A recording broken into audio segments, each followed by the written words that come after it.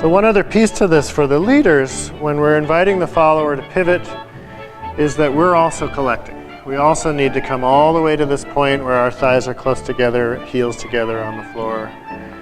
What that does is it allows a follower to be on her axis when she pivots. If I try and pivot when we're still split weight, I turn, it's going to be really hard for her to do anything. So I need to be collected. So we're both thinking, bringing together, really feeling the energy of that axis and pivoting around. So this is a lovely thing just to do as a warm-up, feel that nice connection with our partner, and remembering for the leaders that I'm listening. I may initiate the step going this direction. When we go, I'm matching Lori. And when he initiates the step, I take what energy he has, amplify it just a little bit, and then feel where the intention is for us to go. So collect amplification just a tad, and then we go. Good. Try it. So the way to get into this now, we're going to go from our parallel system into cross system. Like I mentioned already, it happens anytime one of us takes an extra step that the other person doesn't take. One way to feel that is in just side to side now. We're back to our normal way of walking. I can kind of with my frame hold Lori where she is and play with just changing my weight. Can I do that without being really jerky in my upper body? Normally if I change my weight, I take her with me, she's listening to me, we're both changing together. If I stop on one side and I think quiet in my upper body, just moving my lower body, I can change my weight back and forth. So what we're going to do then, once we have a feeling of that, and actually encourage you just to do that a couple times as a lead. What do you feel when I'm doing that? Yeah, so I can tell he's doing something. I know there's something going on down there, interesting with his feet. At the same time, I can feel that he's asking me to stay where I am. So it's not that I don't know I don't feel him, but I do feel the invitation to stay on that foot. So I do. So that's the goal. If she feels me inviting her to step, followers, you want to step. Like if I'm being really jerky here and doing this, she needs to let me know that I am actually leading her to change her weight. And a good practice when you're playing with this, follows, is to close your eyes. Because if you're watching his feet, then you're getting a different message. So you want to close your eyes, keep yourself on your axis, and feel what he's doing something fun. Yeah, and now he wants me to shift. And just so you know, I'm exaggerating my foot. My feet typically won't come up. They may not even come off the floor, but I'm shifting from one side to the other. So now leaders, we're going to combine these elements to get into this pattern. We're going to take a side step with our partner. And at that side step, I'm going to do a weight change, a subtle one. But at the same time, as I collect, I'm going to start to pivot my follower. So I'm turning my shoulders so her outside leg is going to get ready to take a back step. So I'm going sideways, turning a little bit, changing my weight, and now we're in the pattern we were doing in the practice. I sidestep with her with each one of her pivots. So we can see what this looks like. We're in parallel. We could be dancing just normal. Then I'm going to do a side step. As I collect, I start to turn her a little bit. At that turning point, I do my weight change and lead Lori into her Ocho step. I can do the same thing to get out of it. As we go sideways here, as I turn her, I change weight, and we take another side step and we're back to our normal walking. So this is something we can do in our regular embrace. And it's just really something to drill, to do quite a lot. Can I go side step, turn a bit, change weight, into that Ocho step. Collect on each one of these steps. It's really just that initial moment that's challenging. Once you're there, it's fairly easy to stay in the Ochos or in the cross system. We're using those words kind of interchangeably. Ochos really refers to when Lori's doing this kind of higher amount of pivot, staying right in front of me. Her feet are tracing a figure 8 on the floor. Cross system is any kind of dancing we do where our feet are in this crossed relationship to each other. So we're back to parallel. I'll just show you a few times getting in and out. You can do it on either side. This time I'll do it going to this direction. Side step, a little pivot, change weight in the Ochos. There you go. How do you get out? How do you get out? So we can do it with a side step again, the same way. This time I'll go to the left, side step, change weight, another side step. We're right back out. Or literally at any one of these collection points, if I keep her on her axis like we did in the game, I'm trying not to shift her weight, I can change mine, and then we can be in the ocho step. At the pause in the ochos, I can change my weight, and we're back to parallel walking. So this is a lovely one to practice.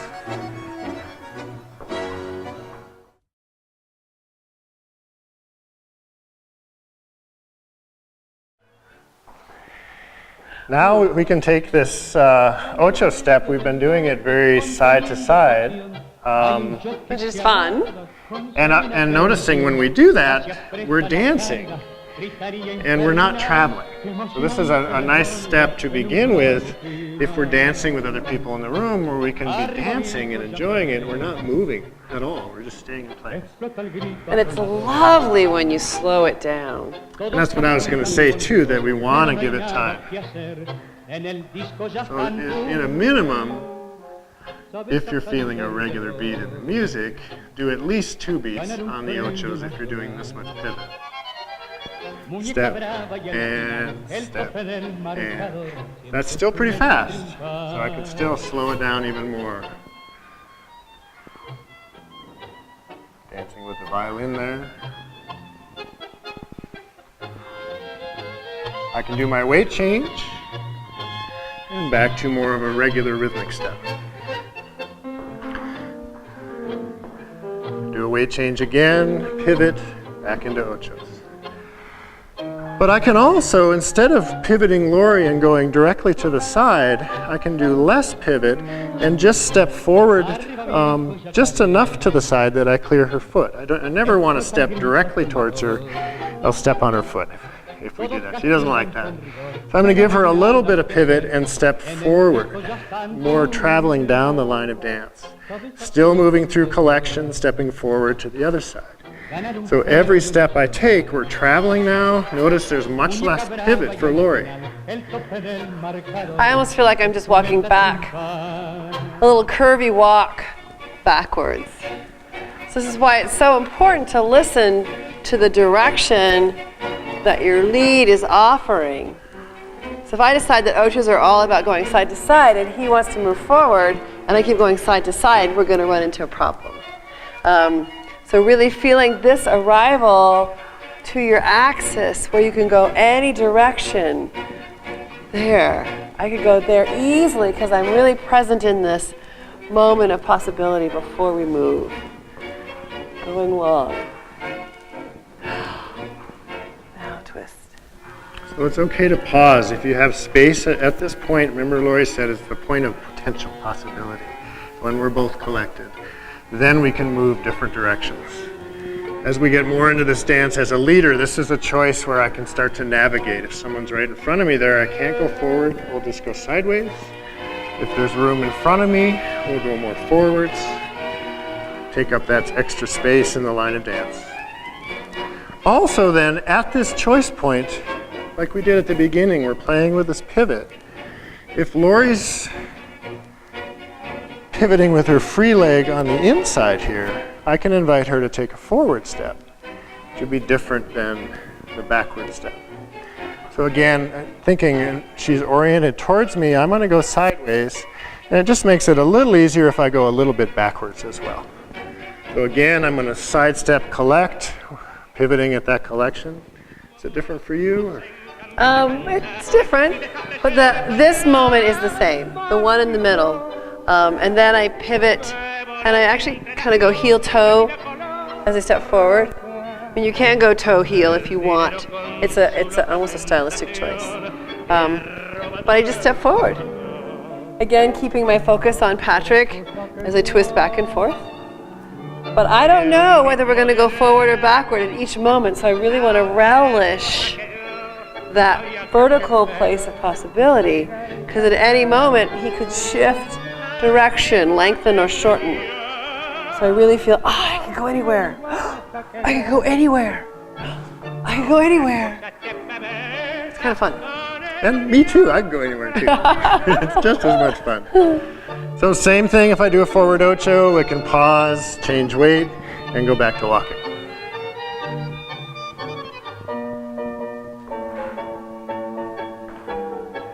Wherever I put in that sneaky step, we can make it fluid. We're into ochos. Any of those collection points are an opportunity to change direction.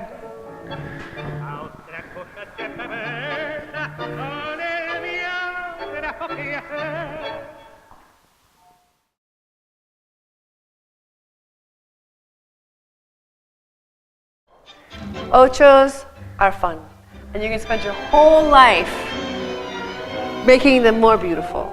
And it's fun to actually practice these follows. We can practice these at home without a lead. If there's not a lead around, you can use a wall. Patrick's going to be my wall. Imagine I'll just be like this. I'm a big wall. Okay. So I use the wall to provide some stability. I'll choose this foot.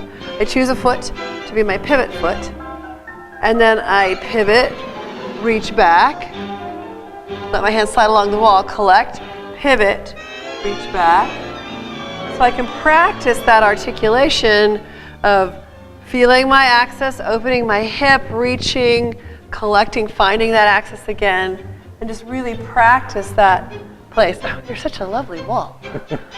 Great. And then I can also do going forward. I can practice, see which feels better to me. Do I want to go through my heel to my toe? Or do I want to go keep my toe in the sand and come around and find my toe on my axis? So really playing with that at home. A kitchen counter can be great for that. You put your hands on the counter and go backwards and forwards. If you have a lot of balance, you can do it without a wall. But each time finding that place, that collected vertical axis, place of possibility. And actually follow our leaders, it's really helpful to do that same exercise. We don't do that as much early on, but it's really helpful to be able to have your axis and pivot. So you can do the same exercise to kind of help build your balance and stability and work on your core. And who knows, maybe as a lead you'll want to follow someday. It's kind of fun.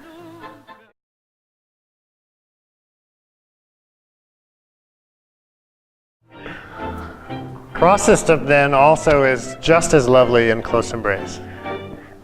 So again, remembering our close embrace, we're both connected, alive within ourselves, bringing that intention towards our partner and finding the connection place. Just one idea to play with at this first connection point is this idea of starting to pivot. That and this can be felt as kind of rolling from one side to the other.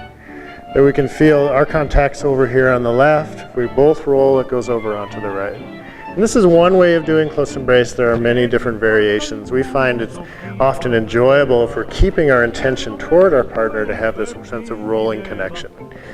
So,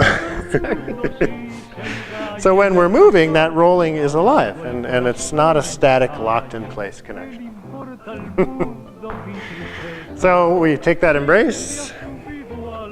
We can do the same thing to get into ochos. So one thing initially, if I do a side step again, do a little weight change, pivot my partner, in close embrace it's a lot more challenging for Lori to go straight to the side. If I do that, she's really got to pivot in order to make that step. We can do it, and it's a lovely thing when you're really enjoying that pivoting moment. But for the beginning, you want to, instead of going sideways, make it more of a traveling step. So I go sideways, change my weight, and then I'm going to go forward just to the outside of her standing leg. We both go through that collection point, and there's less pivot for Lori. It's easier to feel the connection between our chests. Any one of these pause points, we can pause, don't have to be in a hurry. Continue the ochos. I can do a sneaky step, weight change, we're back to walking.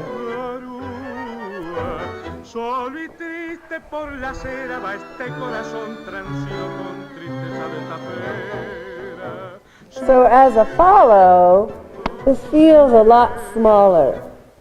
My steps are smaller, the pivot in my hip is smaller. I'm sort of staying inside the circle of our embrace, and that's really what's this is all about. And the pivot is lovely. It's just smaller.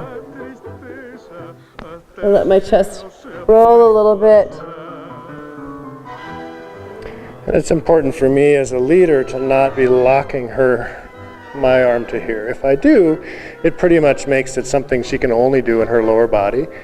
That is an option, but it's nicer for the follower if it's a choice rather than something where it's just restricted. So I'm letting some movement happen in our embrace here.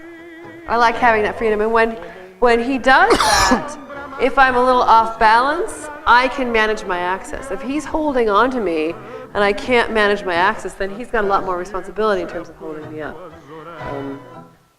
So that mutual responsibility is great. At the same time, we want to remember, follows, that this arm wants to be resting gently on your partner's side here. You want to, if you do this, he won't have room. So you want to leave room, have your shoulders comfortably down, your hand on his back, the shoulder blade, or between them, so that you have a nice connection where you both have room to move. Arms more relaxed, the focus is on the connection in the chest. Any one of these collection points, again, I can reverse, invite Lori to do forward crossing steps. It's helpful if I'm going backwards more. It means less pivot for her. Changing direction, going the other way. And anytime either of us kind of comes back onto our heels, it's a way to suggest shifting the embrace.